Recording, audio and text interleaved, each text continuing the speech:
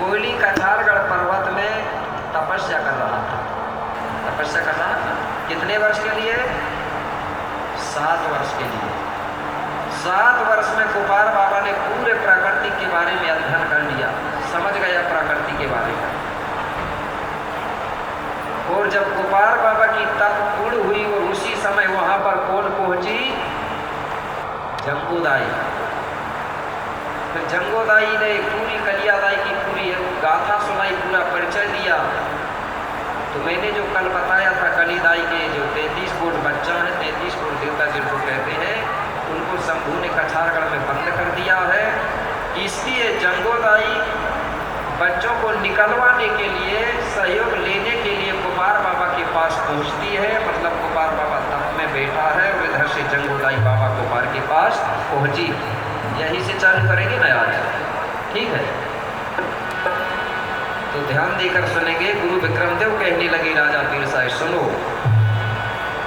गोपाल बाबा बैठा है, इधर से जंगोदाई पहुंची और किनारे खड़े हो जाती है गोपाल बाबा के और क्या बोली?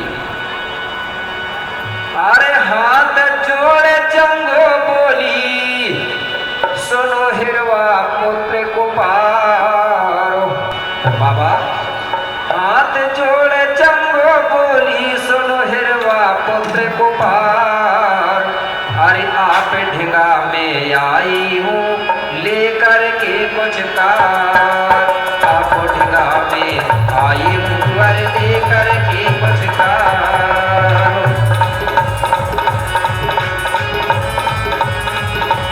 भैया लेकर के कुछ कार, बाबा लेकर के कुछ कार, बाबा लेकर के कुछ कार।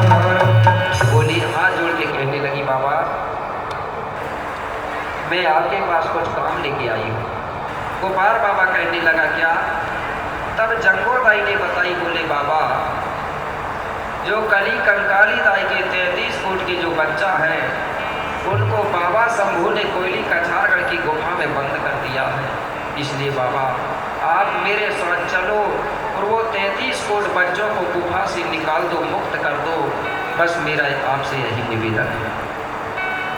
तब गोपाल बाबा जंगोदाई की बात मान करके और तैयार हो जाता है। बोले जंगो चलो। बोले वो बच्चे कहाँ है? बोले मैं तैयार हूँ। तो इस प्रकार से जंगोदाई और लिंगो बाबा, इसमें याद रखना कभी कभी क्या है, लिंगो बाबा को लिंगोदाई बोल देते हैं, ठीक है ना? लिंगो बाबा है, जंगो दाई है, मतलब दाऊदाई बोलते हैं ना कहीं कहीं। जंगोदाई भी बोलता है और लिंगोदाई भी कहते थे, लिंगोदाई नहीं है। तो लिंगो और जंगो, तो लिंगो बोलूंगा तो समझ जाना है आप गोपाल बाबा, ठीक है? गोपाल लिंगो, और जंगो बोलूंगा तो समझ जाना राजदार जंगो। अब दोनों लिंगो बाबा और जंगोदाई वहाँ से बच्चों को निकालने के लिए वहाँ से निकल पड़े, चल पड़े। अब ये चलते चलते कछारगढ़ पर्वत पहुँचे। जंगलों में ये ढूंढ रहे हैं गुफा। मेरे भाई बताया जाता है बहुत बड़े बड़े पेड़ पौधा थे और आज भी है। ये पूरे जंगल में ढूंढ डाले, लेकिन इनको पेड़ पौधों के कारण गुफा मिला ही नहीं, दिखा ही नहीं। क्योंकि जैसे जंगल में घुसे तो जंगल के पेड़ों के नीचे अंदर हो गए, गुफा ही नहीं दिख रहा था। ये ढूंढ ढूंढ के परेशान हो गए, लेकिन गुफा का पता नहीं चला। अब सोचने लगे क्या करें। लिंगो बाबा ने देखा थोड़ी दूर इनको एक बरगद का बहुत ऊंचा पेड़ दिखाई दिया। लिंगो बाबा कहने लगा जंगोदाई चलो। बोले वो पेड़ बहुत ऊंचा है, बोले हम उस पेड़ में चढ़ कर के देखेंगे, बोले तब हमको गुफा दिखेगा। बोले ठीक है चलो। अब ये दोनों चलते चलते वो बरगद के पेड़ के पास पहुँचे। उसी पेड़ में कौन रहता था? गिद्ध रहता था। और उस गिद्ध को बाबा शंभू ने वो बच्चों की देख रेख करने के लिए चौकीदार बनाया। उसी पेड़ के पास ही पहुँचे। अब वो गिद्ध को समय नहीं था वहाँ पर। गिद्ध के बच्चे थे उस पेड़ पे घोंसला पे। गिद्ध अपने बच्चों के लिए भोजन के लिए मतलब कहीं बाहर चला गया। अब बरगद के पेड़ में घोंसले में गिद्ध के बच्चे थे। अब लिंगो और जंगो उसी पेड़ में चढ़ने लगे। जैसे ये बीचों बीच पहुंचे और अचानक एक काला नाग आया और वो काला नाग भी वो लिंगो जंगो के पीछे से उसी पेड़ पर वो भी चढ़ने लगा।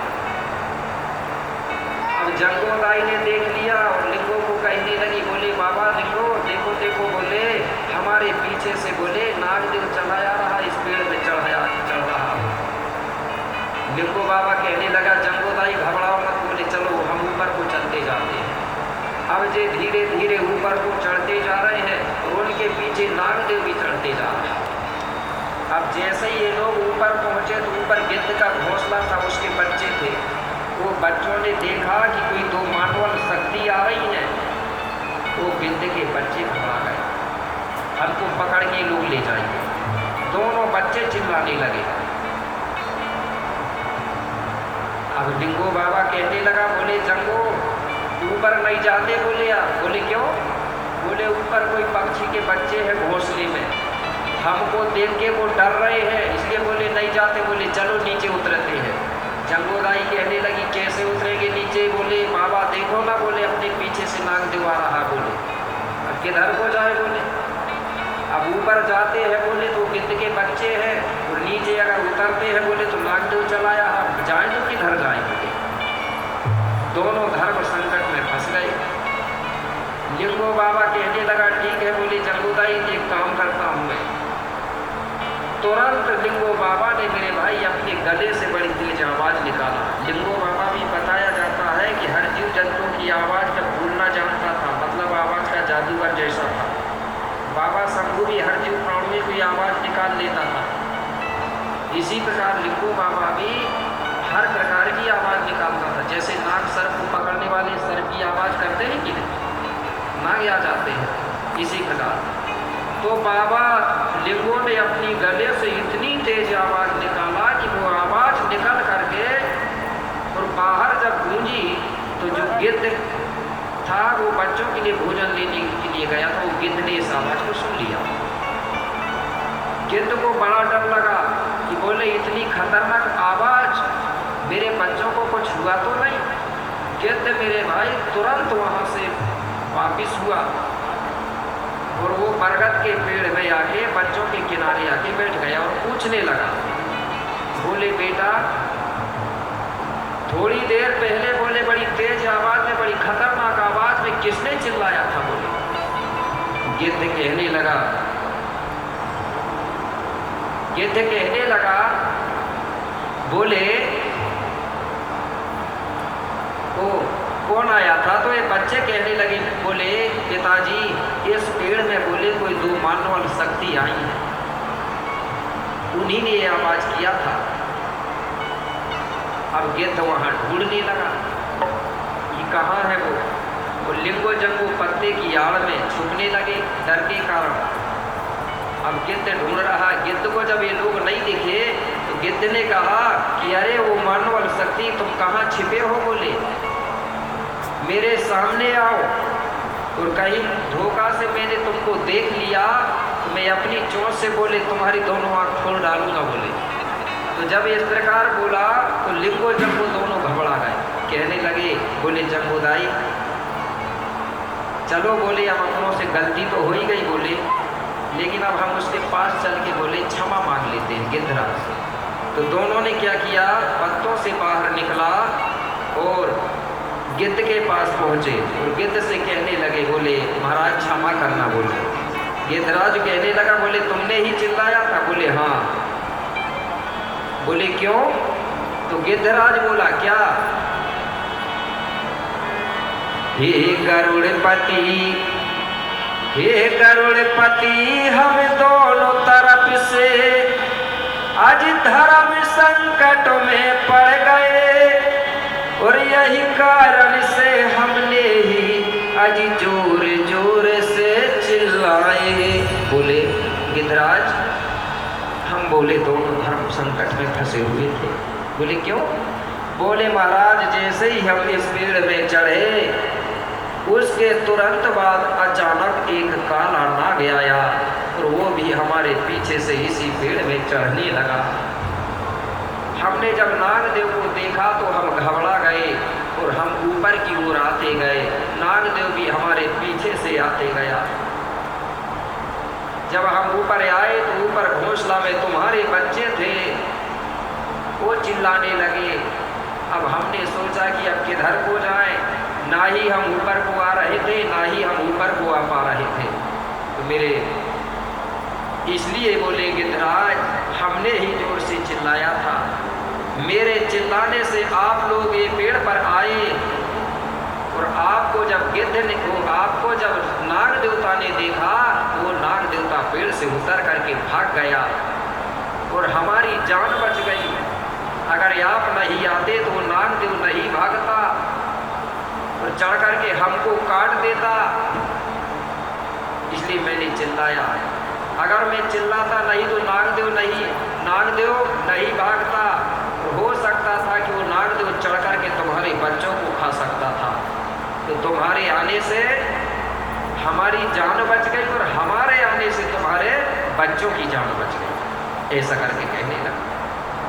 तो गिद्धराज बड़ा प्रसन्न हुआ, कहने लगा धन्यवाद। बोले अगर तुम नहीं आते बोले तो आज मेरे बच्चों को वो नागदेव खा जाता। गिद्धराज बड़ा प्रसन्न हुआ और कहने लगा अच्छा बोले ये बताओ तुम इस पेड़ में क्यों आए हो। बोले तब लिंगो बाबा ने कहा, बोले गिद्धराज हमने सुना है यही कहीं आसपास कोई बड़ी गुफा है क्या। उस गुफा में बाबा शंभू ने 33 कोट बच्चों को बंद किया है। हम उसी गुफा की पता करने आए हैं। बोले पता करके क्या करोगे। बोले आप ये बताओ कि आपने देखा है कि नहीं। बोले हाँ देखा हूँ और उनकी देख रेख करने के लिए बोले बाबा शंभू ने तो बोले मुझे ही चौकीदार बनाया है। तो बोले हमको बता दो। तो गिद्धराज कहने लगा ठीक है बोले बता दूंगा। तो गिद्धराज कहने लगा अच्छा ये बताओ आप उनको निकालोगे। बोले हाँ। तो गिद्धराज कहने लगा असंभव है, तुम लोग बोले वो बच्चों को गुफा से नहीं निकाल पाओगे। बोले क्यों। बोले उन बच्चों को कोई साधारण आदमी नहीं निकाल पाएगा। तो बोले कौन निकाल पाएगा।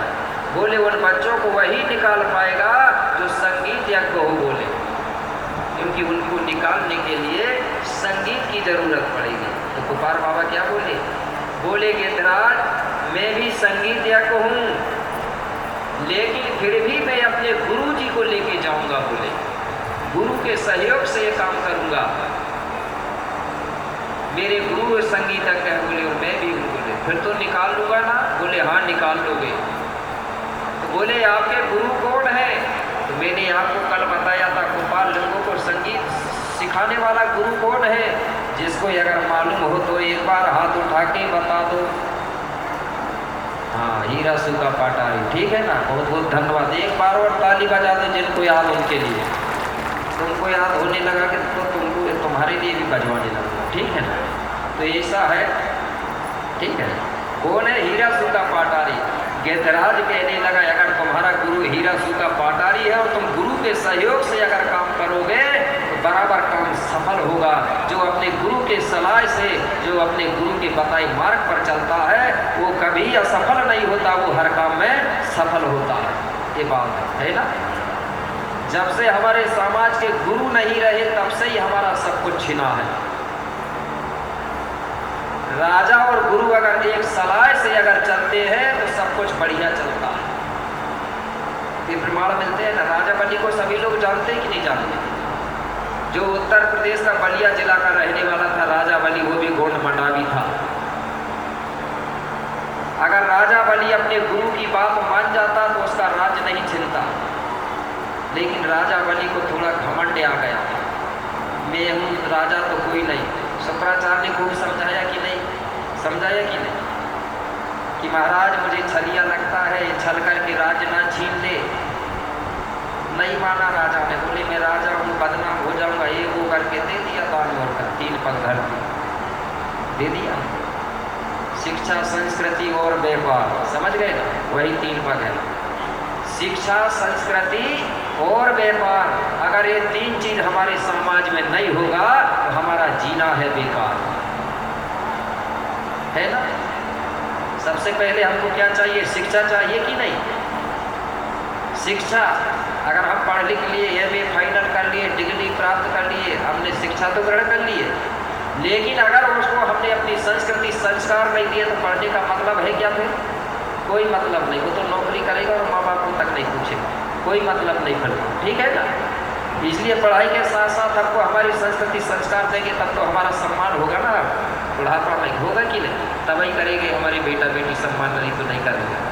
अब चलो शिक्षा दे दिए, संस्कार दे दिए, लेकिन भाई अपना परिवार चलाने के लिए फिर क्या करोगे? फिर हमारे पास धन भी तो होना चाहिए ना, उसके लिए हमको व्यापार धंधा कुछ ना कुछ तो करना पड़ेगा ना। तो ये 3 चीज़ बहुत ज़रूरी। मैंने पहले ही बताया कि गोंडी संस्कृति में 3 चीज़ सुख होती है, इसलिए मैंने कहा कि शिक्षा, संस्कृति और व्यापार, ये तीनों के बिना समाज रहने का।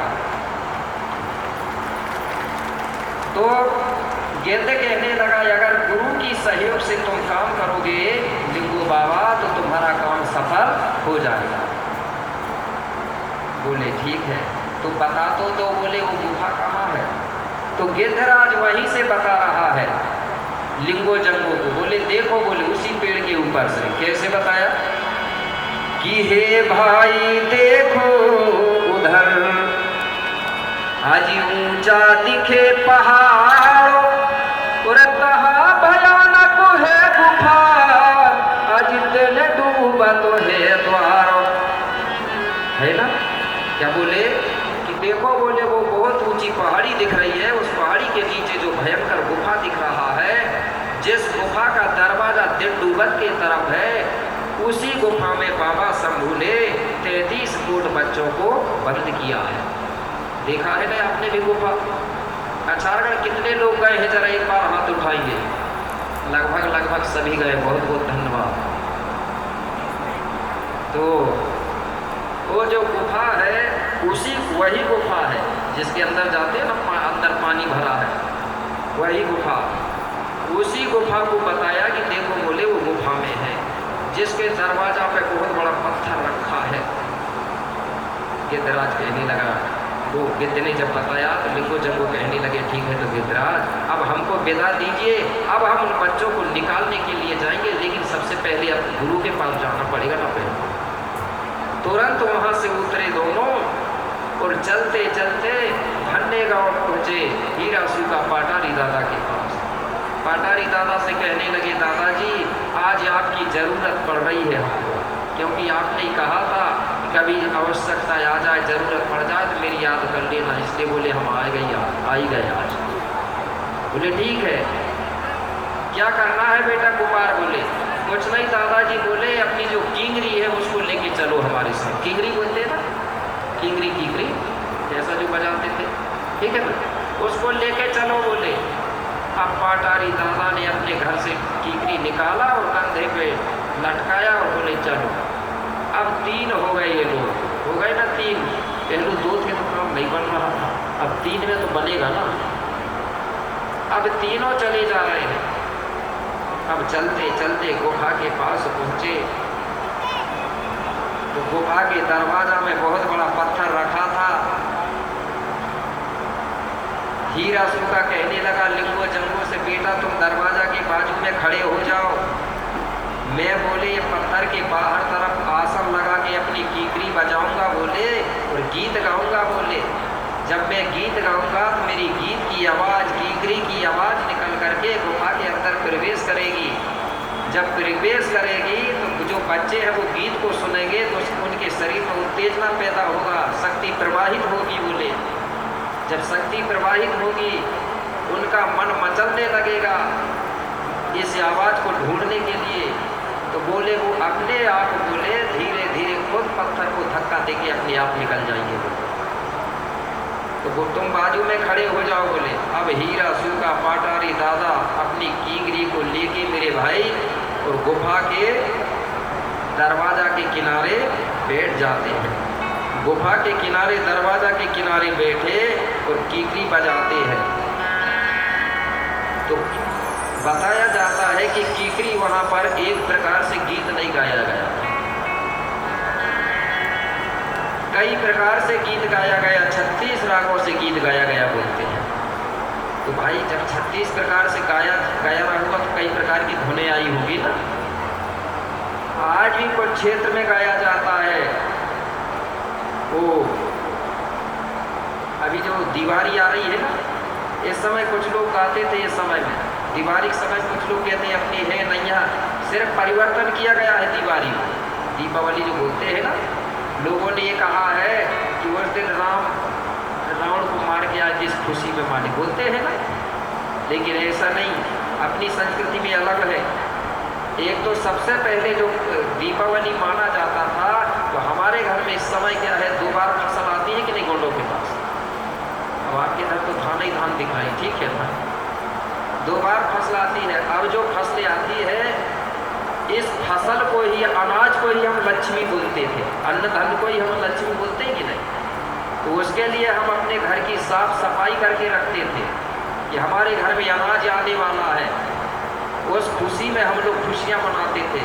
और एक बार दिवाली के समय में बाबा शंभू का भी विवाह हुआ था। शंभू और मूला का जो विवाह हुआ था वो भी दीपावली को ही हुआ था। दीपावली के दिन मूलादाई बाबा शंभू के यहाँ बहू बन के आई थी, तो उसका सम्मान किया गया था कि हमारे घर में नई बहू आई है, इसलिए उसको दीपक जला के सम्मान किया गया। तो बताइए, नई बहू लक्ष्मी किसको कहते हैं? बहू लक्ष्मी कौन है? उतरिया वाली की जिंदा वाली? मेरे हिसाब से तो लक्ष्मी ये बैठी है, आपके हिसाब से? अच्छा, कितनी लक्ष्मी, जरा हाथ उठाना। शर्म की बात नहीं, धर्म की बात है। डरने की, जो डरता हो जल्दी मरता बोलते हैं, ठीक है। आप लक्ष्मी हो ना, तो फिर नकली लक्ष्मी की पूजा तो नहीं करते। खुद लक्ष्मी हो के दूसरी लक्ष्मी को मत पूजना, तब मानूंगा, नहीं तो पता चली जिंदा लक्ष्मी हो गए, बिना बोलन वाली के चक्कर में पड़ी है। मैं आपको सत्यता बता रहा हूँ, आप ही लक्ष्मी हो, आप ही देवी हो, आप ही शक्ति हो। तो तुम्हारे देवता कहाँ है? जे बैठे हैं, ठीक है ना, हमारे बढ़िया बैठे। हमारे में दाहिने तरफ पुरुष बैठता है, बाएं तरफ मातृशक्ति बैठती है। जब शादी को आए होता है तो उनका बेगा दाएं तरफ बैठाते हैं हमारे, उल्टा मत बैठना। बाद में बात आ गई इसलिए बता रहा हूँ थोड़ा सा, ठीक है, गाथा भी चलेगी। आप लक्ष्मी हो, असली लक्ष्मी हो। अगर कोई भी जरूरत पड़े ना, तो लक्ष्मी आप दोगी कि नहीं दोगी? अगर ये भैया लोग पैसा मांगेंगे तो आप दोगे निकाल के पैसा। और अगर कोई भैया वो पोतरिया की पूजा की पोतरिया से मांगेंगे तो दे देंगे, वो देगी पैसा? नहीं देगी ना। तो सम्मान कौन सी लक्ष्मी का होना चाहिए? जिंदा वाली का पोतरिया? नहीं तो दे सजा के कर रहे हो, जिंदा वाली के कपड़ा अलग करके और रस्टों में घुमा रहे हैं, ठीक है, ऐसा नहीं होना चाहिए। तो मेरे भाई, ये जिंदा है, ये लक्ष्मी है। मैं बता रहा था जो दीपावली के दिन मूलाबाई का विवाह भी हुआ था, तो मूलाबाई बाबा शंभू के यहाँ गई थी बहू बन के, उसको कहा गया था बहू लक्ष्मी। और एक दीपावली के समय राजदार जंगोबाई को भी सम्मान दिया गया था। हर बार आती है कि नहीं, अब ये कई बार बोल, लेकिन सबसे पहले जो दीपावली की खुशियाँ मनाई गई थी वो अनाज के नाम से मनाई गई थी। हमारे घर में अनाज, नया अनाज आने वाला है, तो 15-20 दिन से हमारे घर की साफ सफाई होती थी। अनाज रखने के लिए जो कोठी होती थी भंडारा करने की, रखने की, मिट्टी की बनी होती थी, अब लोहे के चलने लगे, ठीक है। आज भी देहातों में वो मिट्टी के मिलते हैं। सबसे पहले वो दीपावली। तो हमारे गोंड लोग लक्ष्मी की पूजा कैसे करते थे? मतलब अन्न धन की पूजा करते थे। अब जिसके पास भाई अनाज नहीं है, मक्का नहीं है, धान नहीं है, गेहूं नहीं है, चना नहीं है, तो किसकी पूजा करेगा? किसकी करेगा? वो तो कछु को भी लक्ष्मी कहेगा ना। हमारे पास असली अन्न धन है, वही हमारा अन्न धन, वही लक्ष्मी हो। उस असली को बेच देंगे और नकली को लाके करने लगे। वे तो बाहर से आए हुए लोगों का काम था, उनके पास अनाज नहीं होता था, तो वो लोग एक बहाना बनाते थे कि हम कैसे कमाएं और किसकी पूजा करें, तो नकली बना के बेच लें और असली तुमसे ले लें पैसा। वो मूर्ति बेच के पैसा तुमने दिए, वो पैसा रख के वो पैसा की पूजा करते थे। हमारे गोंडों में मैंने देखा हूँ, जब अन्न धन की गोंगो होती है, पूजा होती है, तो जो भी नया अनाज आता है ना, नया अनाज, तो इस समय में जो अनाज आता है, मक्का भी आता है, धान भी आती है, उड़द भी आते हैं और ज्वार बाजरा जो सब होते, ये सभी दानों को इकट्ठा करके सफ़ेद कपड़ा में बांध के उसकी सुमरन ध्यान करते थे और ऐसा बना के बांध के और कोठी में उसको फिर डाल देते थे पूजा करके, जिससे बोले संजय बरकत हो। अब उसको बेच रहे हैं, पुतरिया को ले आते हैं, उसकी पूजा पाठ करे, कान पूछ टूट गई तो फिर फेंक दे फिर, ठीक है ना। तो हमारे में किसकी पूजा होती है दीपावली में? अनाज की, अन्न धन्य की, और महिलाओं को सम्मान दिया जाता है। राजदार जम्बूदाई को बाबा शंभू ने सम्मान दिया, तो हमने महिलाओं को भी लक्ष्मी कहा है। तो आप असली लक्ष्मी हो और आप असली देवता हो। इसमें बात आ गई बरकत की। कुछ लोग पूछते हैं, बोले हमारे यहाँ पैसा नहीं रुकता, खूब कमाते हैं, पैसा नहीं ठहर रहा है, दवाई बता दो। कहते हैं आपको भी तो नहीं है ये समस्या, पैसा नहीं ठहरने वाला, बता दो ये उपाय क्या? चलो मानना पड़ेगा। लेकिन देखो हमारी संस्कृति में जो माया अंग होता है वो लक्ष्मी मातृ शक्ति का होता है, और काया अंग जो होता है वो पिता शक्ति का होता है। और हमारे पास कभी भी लक्ष्मी का आगमन होता है बाएं तरफ से। पैसा गिनोगे तो किधर से आएगा पैसा? इस हाथ से इधर को करोगे कि इधर से करोगे? किस तरफ से आएगा पैसा? बाएं हाथ से आएगा ना, दाहिने हाथ में। तो एक आदमी को भी, कोई भी खड़े हो जाओ, जरा बता रहा हूँ, एक आदमी हो जाओ, कोई भी खड़े, दिखाने के लिए मतलब। अब देखो हाँ दादाजी है ना, बस सामने भर देख दो एक बार, इनका जेब देखना किस तरफ बना है, किस तरफ बना है? बाएं तरफ बना है ना, नहीं सामने वाला। ये असली जेब है, ये तो फिर फैशन में हो गया। ठीक दादाजी, बस इतना ही दिखा रहा। सबका जेब किस तरफ रहता है? बायां तरफ। ये क्यों रहता है? पैसा रखने के लिए, ठीक है ना। अगर हम बायां तरफ पैसा रखते हैं तो हमारे पैसा ज़्यादा खर्च नहीं होते, बचते हैं। अब ऐसा नहीं कि इधर रख लिए तो बच गए। आप विचार करो कि तुम्हारे पैसा रखने की जगह में कौन बैठा है? बाएं तरफ कौन है? महिला बैठी है ना। तो आप जब भी पैसा कमाओगे तो पैसा कहाँ रखोगे? किस तरफ रखोगे? बाएं तरफ ना। अगर बाएं तरफ रखोगे मतलब अपनी पत्नी को ईमानदारी से पैसा रखने के लिए दोगे, बराबर तुम्हारा पैसा कम खर्च होगा, ये पक्का है। खर्च कम होता है अगर दे दी, होता है कि नहीं होता? अब कितनी महिलाएं ऐसी हैं जिनके पति देव ईमानदारी से पैसा दे देते हैं? जरा हाथ उठाना, सही सही उठाना, नहीं डर के कारण मत करो, देते हैं। नहीं तो 2000 लाए और 500 रुपया छुपा रहे तो फिर भी काम नहीं चलने का, ठीक है ना। पैसा नहीं रुकता जब तक पति और पतियों के बीच में ये पैसा का हिसाब किताब पूरा ईमानदारी से नहीं रहता, तब तक बरकत नहीं होती मेरे भाई। मैंने बताया था ना, जहाँ सुमत वहाँ संपत्ति नाम, ये अजमाई चीज़ है, प्रैक्टिकल है मेरी। जो आदमी छिपा छिपा के रखता है उसके पास पैसा नहीं ठहरते। तो पत्नी को भी ईमानदार होना चाहिए और पति को भी होना चाहिए कि वो विश्वास से दे दे। पत्नी भी सही होना चाहिए, नहीं तो पता चला पति देव इधर से दे रहा है और पत्नी और कहीं सटकाते जा रहे फिर भी गड़बड़ हो जाए। सब में ईमानदारी होना चाहिए। तो लक्ष्मी जो है महिला ही होती है। तो मैं बता रहा था